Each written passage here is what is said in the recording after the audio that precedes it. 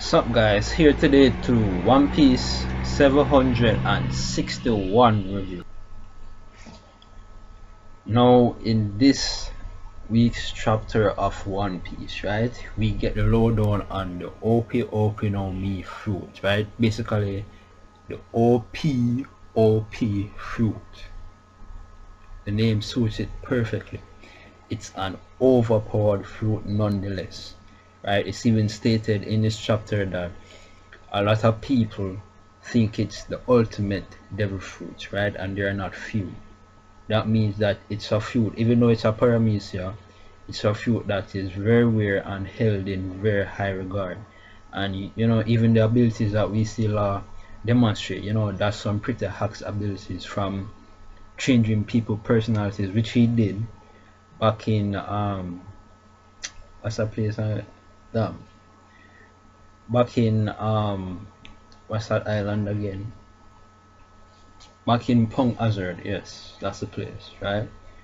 Back in Pong Hazard, when he met up Sanji and the other people in Luffy's group, he did it on purpose, probably so that he would eventually get led back to Luffy. That's my guess, by causing all this mayhem, because then he would have to change him back, because he wanted to tell Luffy something important, which basically everything leads up to this point where they are going after Doflamingo's head themselves. So at the very beginning of this chapter, we see some pretty much mayhem going on everywhere. The animals trying to escape, the marines get the word that Sabo and Admiral Fujitora are no longer fighting, and there's just mayhem everywhere. And the scene switches back over to Luffy with his hands still tied, being attacked by Fate the Flamingo and Bellamy, right? Being attacked twice at once. He somehow manages to block the initial attack, but then the Flamingo just hit him down. Basically, it seems like he's now dropped to a lower level, where he's again being cornered by those two individuals. Now, apart from that, the scene then, as I was saying before, it switches back over to Law and the real Doflamingo, and they're talking, and Doflamingo is basically talking about Law's powers, about how he's people hold it in high regard and he's able to do fantastic stuff with it. But the pinnacle of Law's powers, right, is a technique that Law says himself he's not interested in, but they state it nonetheless. And the pinnacle of his powers is what?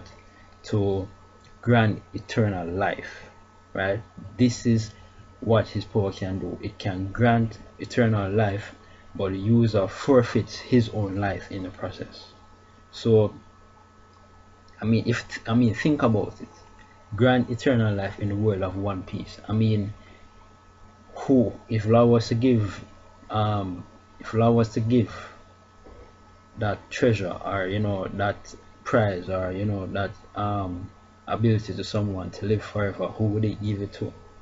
Right? To grant someone eternal life, but the user forfeits their own life in the process. So it's kind of give and take.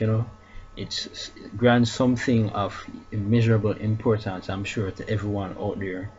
Everyone would want eternal life, in a sense. Maybe so, maybe not.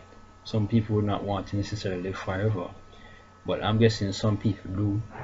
And for the right people, they would definitely want this power at all costs. So that's an amazing ability. How many devil fruits you hear being able to do something on the scale of this level, right? That's why it's called the OP fruit. In my opinion, it's pretty OP. But the scene then switches back over to, finally we're getting a flashback, right? And this flashback takes place 16 years ago.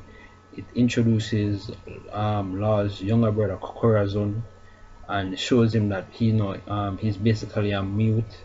He cannot talk because of some traumatic incident that happened to him, and but he's very impulsive and he's very spontaneous. He's basically all over the place, and he hates children, right? So immediately upon meeting Law, throws him over the ledge, throws him into some steel bars, with some steel bars down at the bottom, wanting to kill him off. So yeah, this guy's pretty ruthless.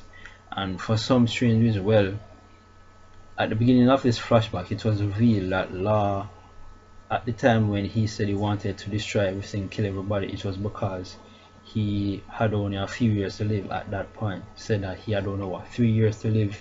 His dead parents were doctors, and he saw the data and he interpreted it and came to the conclusion that he now has 3 years to live, and because of that fact he wanted to destroy everything that he can. So obviously he's still alive 16 years later, so something happened where his life was spared. But I'm guessing we'll get to the lowdown of everything as it happens in this flashback. And this flashback, we know, is very important to Law because Law holds Corazon in high regard.